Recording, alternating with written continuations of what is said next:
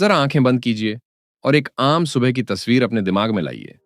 Alarm बजा, हाथ बढ़ा और मोबाइल उठा लिया। एक एक करके नोटिफिकेशन खोलना शुरू। किसी का मैसेज, किसी की फोटो, कोई न्यूज, किसी का पोस्ट। और यह सिलसिला ऐसे चलता है कि आपको पता भी नहीं चलता कब सुबह के 10 से 15 मिनट निकल गए। अब सोचिए, ये 10 से 15 मिनट, मिनट ही क्यों, दिन का कितना हिस्सा हम उन चीजों में बर्बाद कर देते हैं जिनका हमारी जिंदगी में कोई असली मतलब ही नहीं है। दिन के अंत में थकान होती है, पर हैरानी की बात यह है, यह थकान सिर्फ शरीर की नहीं, मन की होती है। वो थकान जो आती है बिखरे हुए ध्यान और बेकार की चिंताओं से। और इसी वजह से सबसे जरूरी चीजें, हमारे सपने, हमारी सेहत, हमारे रिश्ते धीरे धीरे पीछे छूट जाती हैं। अब मैं आपसे एक सवाल पूछता हूं, क्या हम सच में उसी पर ध्यान दे रहे हैं जो हमारे लिए सबसे ज्यादा मायने रखता है? अगर जवाब नहीं है, तो मेरे दोस्त, डैरियस फोरू की किताब फोकस ऑन व्हाट मैटर्स आपके लिए ही है।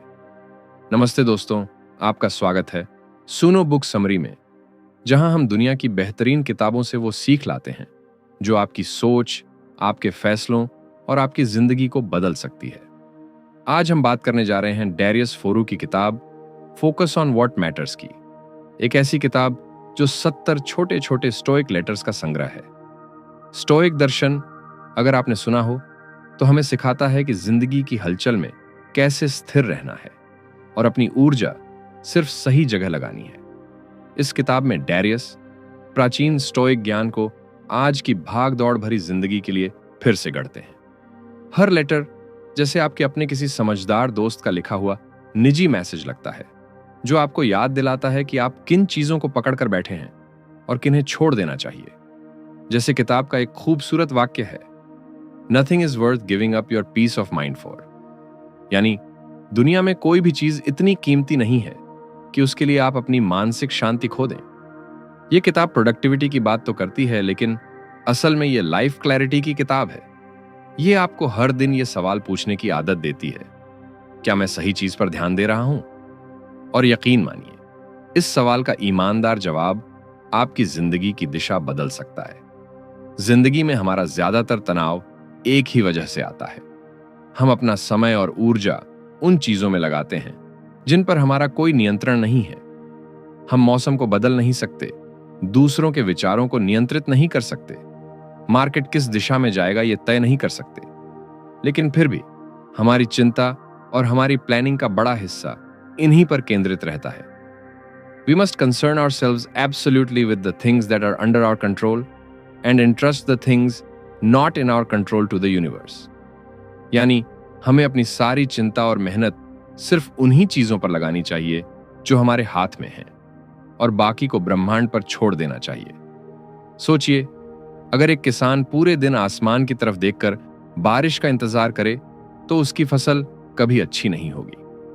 लेकिन अगर वही किसान मौसम चाहे जैसा हो, अपने खेत में पानी का इंतजाम करे, मिट्टी की देखभाल करे, तो बारिश आए या न आए, उसकी मेहनत बेकार नहीं जाएगी। ये फर्क है उम्मीद पर निर्भर होने और कार्रवाई पर भरोसा करने में। हमारे जीवन में भी यही सच लागू होता है। मान लीजिए, आप एक नई नौकरी के लिए अप्लाई करते हैं।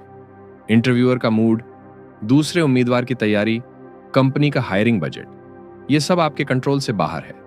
लेकिन आपका रिज्यूमे कितना स्पष्ट है, आपकी तैयारी कितनी पक्की है, इंटरव्यू में आप कितने आत्मविश्वास से जवाब देते हैं, ये सब पूरी तरह आपके हाथ में है।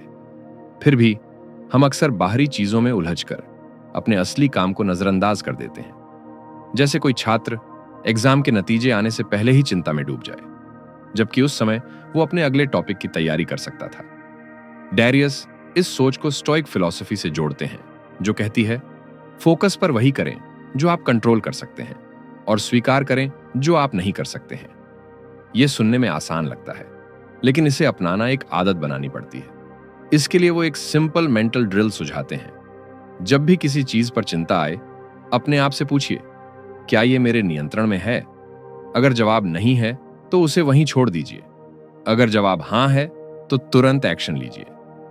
मैं आपको एक और उदाहरण देता हूं। एक खिलाड़ी के लिए मैच के नतीजे पर सोचते रहना बेकार है। वो चाहे जितना भी दिमाग लगाए, स्कोरबोर्ड उसके हाथ में नहीं है।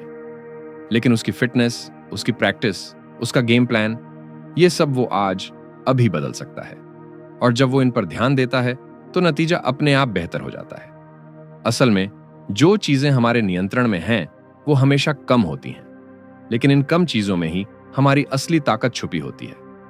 When you try to control everything, you end up controlling nothing. But when you control the few things you can, you control your life.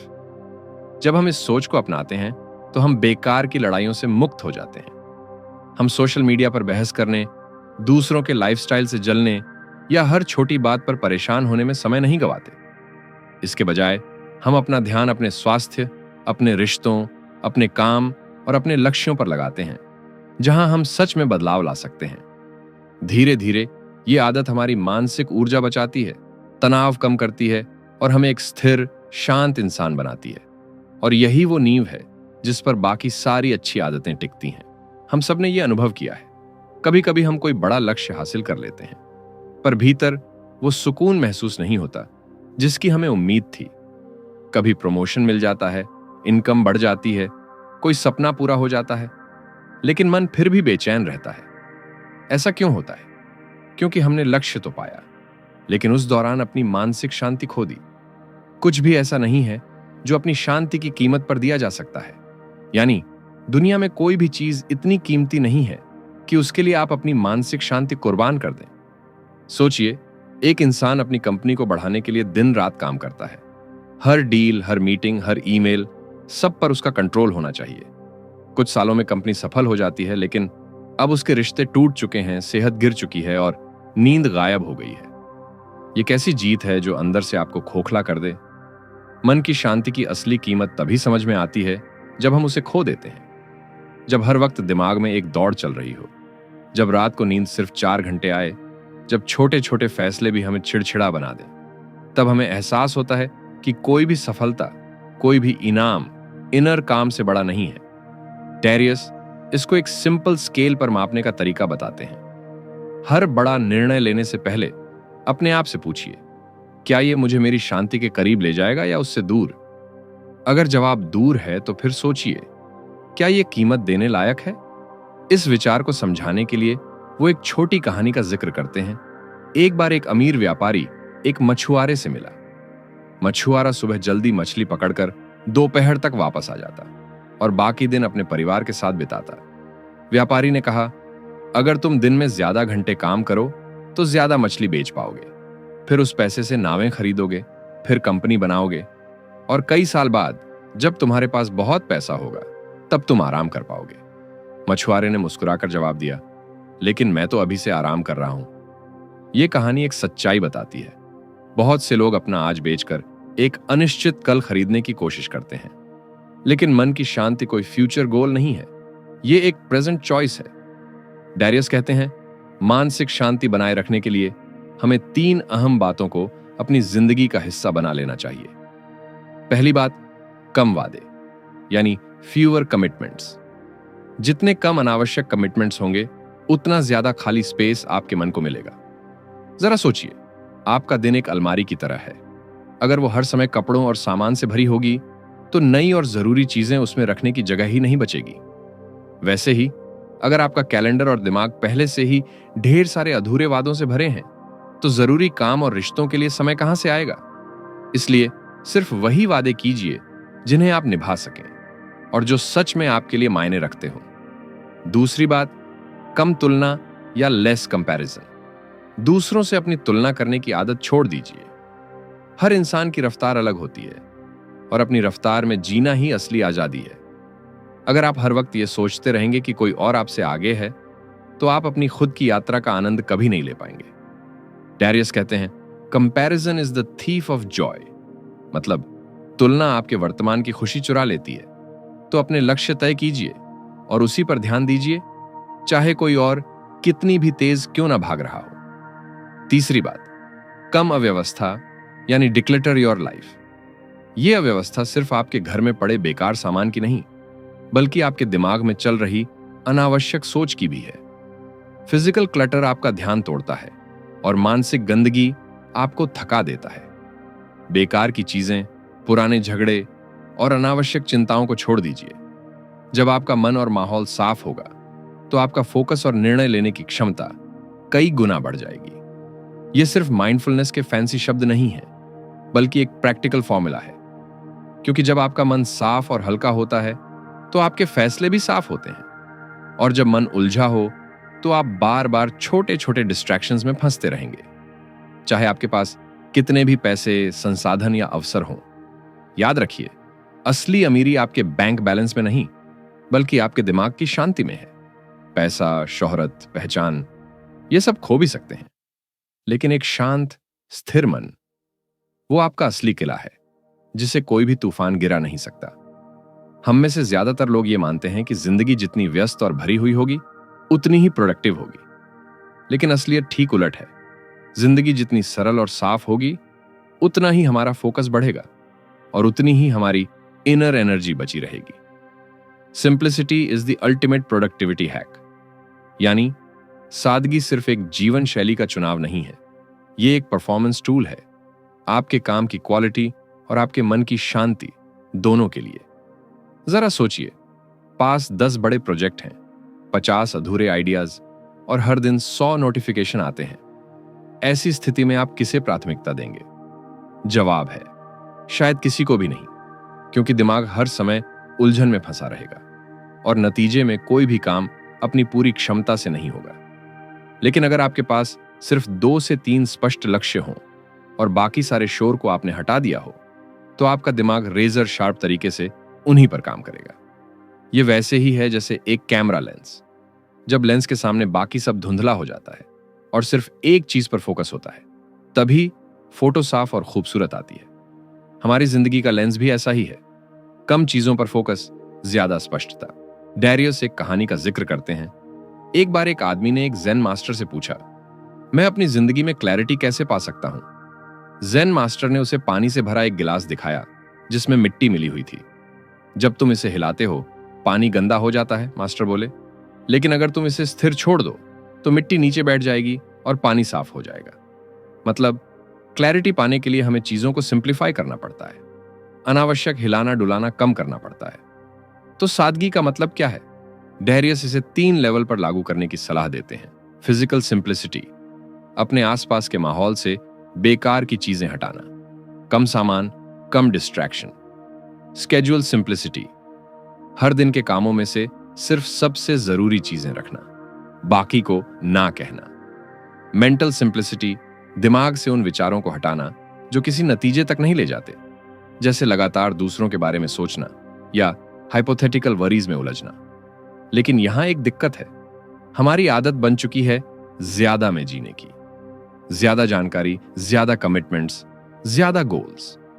हम सोचते हैं कि ज्यादा का मतलब है बेहतर, लेकिन डैरियस हमें याद दिलाते हैं, more is not better, better is better. जब हम कम चीजों पर ध्यान देते हैं तो हर एक काम में गहराई ला पाते हैं। मान लीजिए आप एक साथ 5 किताबें पढ़ रहे हैं, तो दिमाग हर किताब की बातें मिलाकर गड़बड़ करेगा। लेकिन अगर आप एक एक करके पढ़ें तो न सिर्फ ज्यादा याद रखेंगे, बल्कि जो पढ़ा है उसे अप्लाई भी कर पाएंगे। सादगी हमें आजादी देती है, आजादी बेकार की भागदौड़ से, दूसरों की अपेक्षाओं से और उस लगातार शोर से जो हमें हर पल डिस्ट्रैक्ट करता है।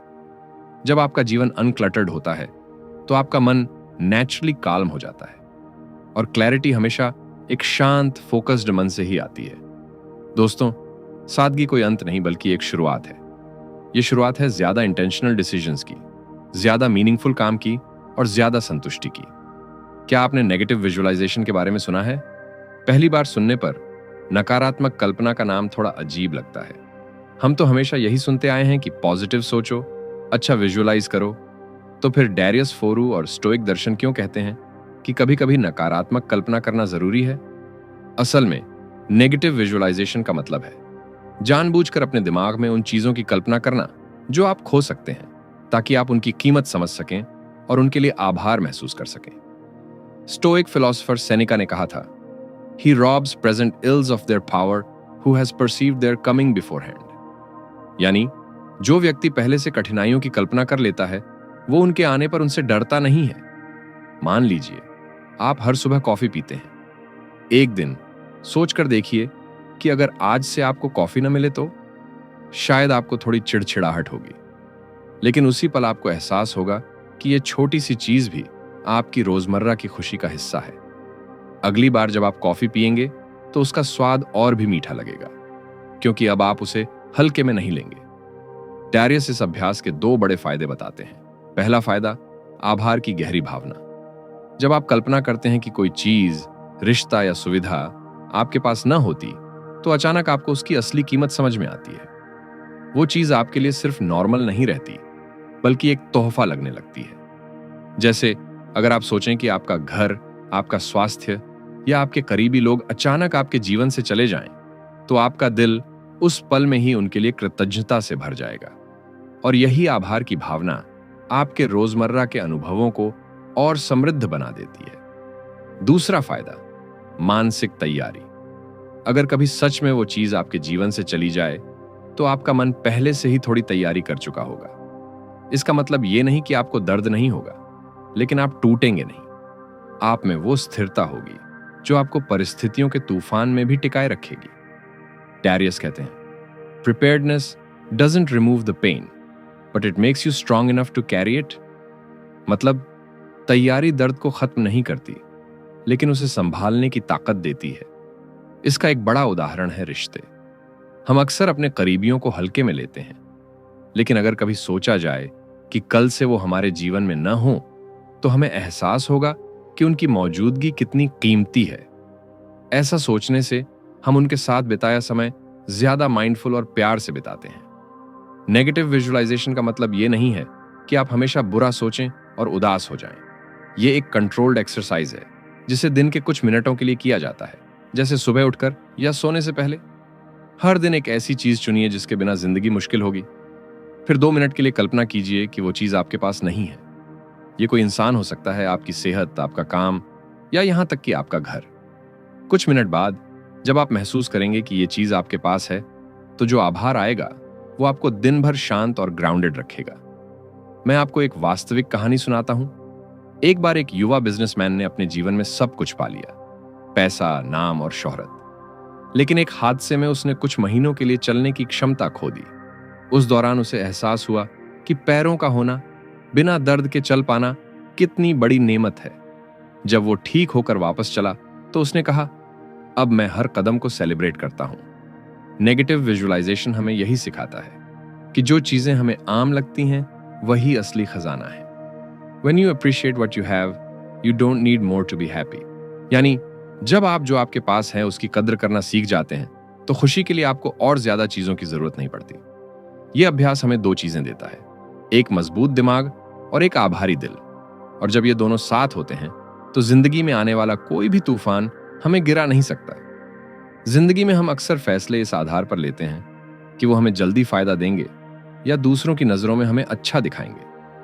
लेकिन कुछ साल बाद जब पीछे मुड़कर देखते हैं, तो एहसास होता है कि कई फैसले सिर्फ उस पल की सुविधा या दबाव में लिए गए थे, हमारे असली मूल्यों के हिसाब से नहीं।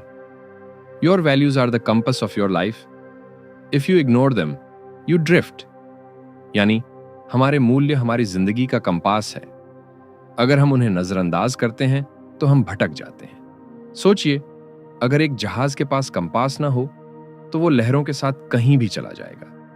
कभी तेज हवा उसे एक दिशा में धकेल देगी, कभी कोई तूफान दूसरी ओर ले जाएगा। ठीक वैसे ही बिना मूल्यों के हम भी जिंदगी की लहरों में इधर उधर बहते रहते हैं। कभी सोशल मीडिया के ट्रेंड्स के पीछे, कभी दूसरों की राय के पीछे, कभी लालच के पीछे। मूल्यों के साथ जीने का मतलब है हर फैसला लेने से पहले यह सोचना कि क्या यह मेरे असली विश्वासों, सिद्धांतों और प्राथमिकताओं के साथ मेल खाता है। मान लीजिए आपका एक मूल्य है ईमानदारी। फिर चाहे कोई बिजनेस डील आपको बहुत पैसा दिला सकती हो, लेकिन अगर उसमें झूठ बोलना पड़े तो आप उसे ठुकरा देंगे, क्योंकि आपका कंपास कह रहा है कि यह सही दिशा नहीं है। डैरियस सुझाव देते हैं कि अगर आप सच में एक स्पष्ट और स्थिर जीवन जीना चाहते हैं, तो सबसे पहले अपने कोर वैल्यूज यानी मूल्यों की एक साफ सूची बनाइए। यह लंबी नहीं होनी चाहिए, 4 या 5 से ज्यादा नहीं, लेकिन इतनी स्पष्ट जरूर हो कि किसी भी स्थिति में आपको तुरंत पता हो कि सही क्या है और गलत क्या। मान लीजिए आपकी सूची कुछ ऐसी हो: ईमानदारी, सच बोलना और सही के पक्ष में खड़ा होना, चाहे परिस्थिति कैसी भी हो। रिस्पॉन्सिबिलिटी, अपने काम, फैसलों और उनके नतीजों की पूरी जिम्मेदारी लेना। ग्रोथ, हर अनुभव से कुछ नया सीखना और खुद को बेहतर बनाना। कंट्रीब्यूशन, दूसरों की जिंदगी में कुछ अच्छा जोड़ना, चाहे बड़ा हो या छोटा। बैलेंस, काम, रिश्ते और खुद के लिए समय, तीनों का सामंजस्य बनाए रखना। जब ये मूल्य आपके अंदर गहराई से बैठ जाते हैं तो फैसले लेना आसान हो जाता है। अब आपको हर बार यह सोचने में समय बर्बाद नहीं करना पड़ता कि मुझे क्या करना चाहिए, क्योंकि आपके पास पहले से ही वो कंपास है जो आपको सही दिशा दिखा देगा। Values are like the roots of a tree, the deeper they go the stronger you stand. मतलब जितने गहरे आपके मूल्य होंगे उतना ही मजबूती से आप हर परिस्थिति में टिक पाएंगे। मैं आपको एक कहानी सुनाता हूं। एक महिला को एक बड़ी कंपनी में उच्च पद की पेशकश हुई। सैलरी और पर्क्स बहुत आकर्षक थे, लेकिन इस जॉब के लिए उसे हफ्ते में 80 घंटे काम करना पड़ता, जिससे उसके परिवार के साथ समय लगभग खत्म हो जाता। उसका एक मूल मूल्य था परिवार को प्राथमिकता देना। उसने ये ऑफर ठुकरा दिया और कुछ साल बाद उसी इंडस्ट्री में उसे एक और बेहतर मौका मिला, इस बार परिवार के समय से समझौता किए बिना। वो कहती है, अगर मैंने उस वक्त अपने मूल्यों से समझौता किया होता तो शायद मैं पैसे कमा लेती, लेकिन खुशी नहीं।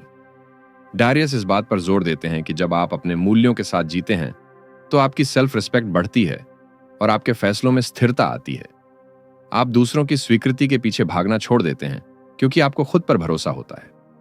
मूल्यों के साथ जीना आसान नहीं है। कई बार यह शॉर्ट टर्म में आपको नुकसान भी दे सकता है, लेकिन लॉन्ग टर्म में यह आपको वो जिंदगी देता है जो सच में आपकी है, न कि वो जो दूसरों ने आपके लिए तय की है। जैसा डारियस कहते हैं, if you don't live by your values you will and up living someone else's life. यानी अगर आप अपने मूल्यों के हिसाब से नहीं जीते तो आप किसी और की जिंदगी जीने लगेंगे। हमारे जीवन में चुनौतियां, असफलताएं और अप्रत्याशित घटनाएं बार बार आती रहेंगी। हम इनमें से किसी को भी पूरी तरह रोक नहीं सकते, लेकिन एक चीज है जिस पर हमारा हमेशा नियंत्रण होता है, हमारा भावनात्मक प्रतिक्रिया देना। भावनाएं संकेत हैं, निर्देश नहीं। यानी भावनाएं सिर्फ संकेत हैं, आदेश नहीं। अगर गुस्सा आया तो इसका मतलब यह नहीं कि हमें तुरंत चिल्लाना है। अगर डर लगा तो इसका मतलब यह नहीं कि हमें पीछे हटना है। भावनात्मक नियंत्रण का पहला कदम है अपनी भावनाओं को पहचानना। जैसे ही कोई मुश्किल हालात आता है, ठहर कर खुद से पूछना, मैं इस समय क्या महसूस कर रहा हूं। यह छोटा सा सवाल हमें तुरंत प्रतिक्रिया देने के बजाय सोचने का मौका देता है। स्टोइक दर्शन कहता है, बाहरी घटनाएं हमें परेशान नहीं करती, बल्कि उन घटनाओं के बारे में हमारे विचार परेशान करते हैं। मान लीजिए आपकी नौकरी चली गई। यह एक तथ्य है, लेकिन अगर आप सोचेंगे मेरे करियर का अंत हो गया, तो आप डर और निराशा से भर जाएंगे। अगर आप सोचेंगे यह एक नया मौका है कुछ अलग करने का, तो आप उत्साहित और सक्रिय रहेंगे। घटना वही है, लेकिन सोच अलग है, और सोच ही आपकी भावनाओं को तय करती है। डारियस एक दिलचस्प उदाहरण देते हैं। दो नाविक तूफान में फंस जाते हैं। एक घबरा जाता है, गलत फैसले लेता है और नाव लगभग पलट देता है। दूसरा शांत रहता है, हवा की दिशा समझता है, नाव का संतुलन बनाता है और सुरक्षित किनारे पर पहुंच जाता है। तूफान दोनों के लिए एक जैसा था, लेकिन जिस व्यक्ति ने अपनी भावनाओं को संभाला वही बचा। भावनात्मक नियंत्रण का मतलब भावनाओं को दबाना नहीं है। यह तो ऐसा है जैसे पानी में लहरें आना रोकना नामुमकिन। इसका मतलब है लहरों के साथ तैरना सीखना बिना डूबे। इसके साथ जुड़ा है लचीलापन, यानी रेजिलियंस, मतलब गिरकर फिर उठना। लचीलापन का मतलब यह नहीं कि आपको चोट नहीं लगेगी, बल्कि यह है कि चोट लगने के बाद भी आप आगे बढ़ेंगे। Resilience is not about being unshakable, it's about being able to shake and still stand. एक एथलीट को लीजिए जो चोटिल हो गया है। वो महीनों तक मैदान से बाहर है। उसके पास दो विकल्प हैं, खुद पर तरस खाकर खेल छोड़ दे या रिहैब में मेहनत करके और मजबूत होकर वापस आए। जो खिलाड़ी वापस आता है उसके भीतर सिर्फ शारीरिक नहीं बल्कि मानसिक ताकत भी होती है। भावनात्मक नियंत्रण और लचीलापन मिलकर हमें वो शक्ति देते हैं जो हमें किसी भी परिस्थिति में स्थिर रहने में मदद करती है। जब बाकी लोग घबरा रहे हों तब आप शांत होकर सोच पाते हैं। जब बाकी हार मान लेते हैं तब आप एक और कदम आगे बढ़ा पाते हैं। इस ताकत को पाने के लिए डैरियस 3 अभ्यास सुझाते हैं। 1. Pause and breathe. प्रतिक्रिया देने से पहले 10 सेकंड ठहरना और गहरी सांस लेना। 2. Reframe the situation. घटना को नए दृष्टिकोण से देखना, जैसे असफलता को सीखने का मौका मानना। 3. Self talk. खुद से सकारात्मक, स्थिर करने वाली बातें करना, जैसे मैं इसको संभाल सकता हूं। इन आदतों के साथ जिंदगी का कोई भी तूफान आपको गिरा नहीं सकता, क्योंकि आप जानते हैं तूफान आपके बस में नहीं, लेकिन आपका स्टीयरिंग आपके हाथ में है। हम अक्सर सोचते हैं कि बदलाव एक बड़े फैसले या किसी बड़े मौके से आता है, जैसे नई नौकरी, नया शहर या कोई बड़ी डिग्री। लेकिन सच ये है कि असली बदलाव उन छोटी छोटी आदतों से आता है जिन्हें हम हर दिन दोहराते हैं। Small daily improvements lead to long term transformation. यानी रोज का छोटा सा सुधार समय के साथ हमारी जिंदगी को पूरी तरह बदल सकता है। अगर आप हर दिन 1% बेहतर होते हैं, तो 1 साल में आप लगभग 37 गुना बेहतर हो जाते हैं। यह सिर्फ गणित नहीं, यह कंपाउंड ग्रोथ का जादू है। लेकिन ज्यादातर लोग इस जादू को नजरअंदाज कर देते हैं, क्योंकि उन्हें तुरंत नतीजे चाहिए। सोचिए, एक संगीतकार रोज सिर्फ 20 मिनट प्रैक्टिस करता है। पहले हफ्ते में फर्क मुश्किल से दिखेगा, 1 महीने बाद थोड़ा सुधार दिखेगा, लेकिन 1 साल बाद वो उसी इंसान से बिल्कुल अलग होगा जिसने प्रैक्टिस ही नहीं की। डैरियस इस प्रक्रिया को 3 स्टेप में बांटते हैं। 1. आइडेंटिफाई। वो 1 या 2 स्किल चुनना जो आपके लिए सबसे ज्यादा फर्क लाएगी। 2. कमिट। हर दिन उनके लिए समय निकालना, चाहे कितना भी कम हो। 3. ट्रैक। अपनी प्रगति को नोट करना, ताकि आपको दिखे कि आप आगे बढ़ रहे हैं। मैं आपको एक प्रेरणादायक उदाहरण देता हूं। जापान की एक कंपनी में कर्मचारियों को एक नियम दिया गया। हर दिन अपने काम को 1% बेहतर बनाने का तरीका ढूंढो। कोई मशीन की सेटिंग बदलता, कोई पेपर वर्क आसान करता, कोई कम्युनिकेशन बेहतर करता। कुछ सालों में कंपनी की प्रोडक्टिविटी इतनी बढ़ी कि वो अपने इंडस्ट्री में टॉप पर पहुंच गई। इसे काइजन फिलॉसफी कहा जाता है, स्लो बट स्टेडी इंप्रूवमेंट। निरंतर आत्मविकास के लिए कंसिस्टेंसी सबसे बड़ी कुंजी है। आपके लक्ष्यों के स्तर तक नहीं उठते, आप अपने प्रणालियों के स्तर तक गिरते हैं। मतलब सिर्फ बड़े गोल्स बनाने से कुछ नहीं होगा, आपके रोज के सिस्टम्स ही तय करेंगे कि आप कहां पहुंचेंगे। इसका एक आसान तरीका है हैबिट स्टैकिंग, यानी किसी नई आदत को पुरानी आदत के साथ जोड़ना। जैसे सुबह चाय बनाते समय 5 मिनट पढ़ना, या रात को फोन चार्ज पर लगाते समय अगले दिन की टू डू लिस्ट लिखना। जब नई आदत पुरानी के साथ जुड़ जाती है, तो उसे निभाना आसान हो जाता है। निरंतर आत्मविकास का एक और फायदा है, यह आपको बदलाव से डरने नहीं देता, क्योंकि आप हर दिन खुद को अपग्रेड कर रहे होते हैं। इसलिए नई चुनौतियां आपको हिलाती नहीं, बल्कि एक्साइट करती हैं। डैरियस एक बात पर खास जोर देते हैं, आपको परफेक्ट होने की जरूरत नहीं है, बस प्रोग्रेस में होना जरूरी है। Focus on progress, not perfection. Perfection के चक्कर में लोग शुरुआत ही नहीं करते, लेकिन जो व्यक्ति इम्परफेक्ट तरीके से भी हर दिन आगे बढ़ता है, वही असली जीतता है। और सबसे बड़ी बात, निरंतर आत्मविकास आपको कंट्रोल का एहसास देता है। जब आपको पता है कि आप रोज कुछ सीख रहे हैं, रोज बेहतर हो रहे हैं, तो आप अपने भविष्य के बारे में कॉन्फिडेंट हो जाते हैं। और यही कॉन्फिडेंस आपको हर परिस्थिति में शांत और स्थिर रखता है। दोस्तों, फोकस ऑन व्हाट मैटर्स हमें बार बार एक ही सच याद दिलाती है, जिंदगी छोटी है और हमारी ऊर्जा सीमित है। हम चाहे कितनी भी कोशिश करें, हम सब कुछ नहीं कर सकते, लेकिन हम ये तय जरूर कर सकते हैं कि किस पर ध्यान देंगे और किसे जाने देंगे। हमने इस सफर में देखा कैसे सिर्फ उन्हीं चीजों पर फोकस करना जो हमारे नियंत्रण में है, हमें मानसिक शांति देता है। कैसे इनर पीस किसी भी बाहरी सफलता से ज्यादा कीमती है। कैसे सादगी और स्पष्टता हमें ज्यादा आजादी और फोकस देती है। कैसे नेगेटिव विजुअलाइजेशन हमें आभार और मानसिक मजबूती सिखाता है। कैसे अपने कोर वैल्यूज के साथ जीना हमें भटकने से बचाता है। कैसे भावनात्मक नियंत्रण और लचीलापन हमें तूफान में भी स्थिर रखता है। और कैसे छोटी छोटी दैनिक आदतें समय के साथ हमें असाधारण बना देती हैं। डैरियस फोरू का एक वाक्य इस पूरी किताब का सार है। जब आप सच्चे मायने पर ध्यान केंद्रित करते हैं, तो आप महसूस करते हैं कि आपके पास पहले से ही खुशी के लिए पर्याप्त है। यानी जब आप सच में अहम चीजों पर ध्यान देते हैं, तो आपको एहसास होता है कि खुश रहने के लिए आपके पास पहले से ही काफी कुछ है। तो आज इस वीडियो के बाद खुद से एक सवाल पूछिए, वो 3 चीजें कौन सी हैं जिन पर ध्यान देने से मेरी जिंदगी सच में बेहतर होगी?